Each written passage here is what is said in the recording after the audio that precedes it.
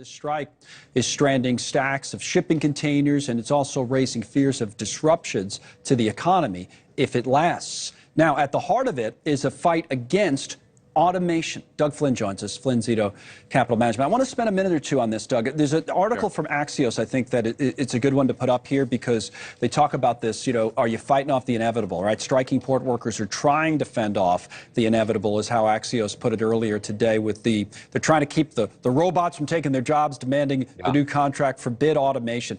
Forbid automation? I mean, again, I thought the word inevitable is interesting here. Your thoughts? Yeah, I mean, I think things like this are inevitable. It's like you think about when the automobile came on and all the bicycle workers, what we were going to do with all the bicycle makers, and you have to evolve. And so they don't want to do that. They want to push the automation out to keep this union going as strong as it is. And that's all fine, but then to make these demands, and now it's costing the economy about $5 billion per day just starting now, they're taking full advantage of the current opportunity. But it doesn't bode well when you have the head of the union saying the things that he's saying right now. It's going to come back in a bad way, I think. Well, I saw him being interviewed. His basic argument is that, and again, it's tough. It's a tough situation for these people who made their living. We've been through this story. We've talked about stories like this many, many times, especially people get a little bit older. This is the world they've known, the lifestyle that they've known, and it's changing. It's changing. But the guy's argument basically was, you know what, this isn't fair. And I don't know, to me, you've got to do a little bit better than that. You got to make a better argument than that.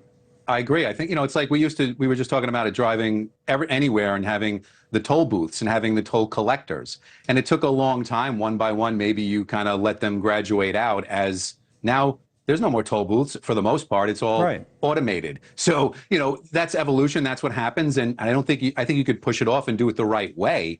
But these kinds of things make it extreme, especially when you have somebody from what I've read who, there's only two people I know that drive a Bentley, Geraldo and this guy. So it's kind of rich. I didn't know he had a Bentley. Geraldo's now, in fairness, is a hybrid Bentley, but be that as it may. That's true. Yeah. I mean, this guy makes $900,000 a year. He lives in a 7,100 square foot house. Which is fine, by the way. Which is fine. All fine. Right. But you've got to say, hey, listen, the fact that the reason they're doing this is because the corporations are greedy is kind of an interesting argument. And better yet would be the way, like, listen, things are going on. Work with them, do an automation in a way that kind of moves these people out. Maybe no new people come into it. And there's ways to do this, but to just shut everything down and possibly make everybody fold.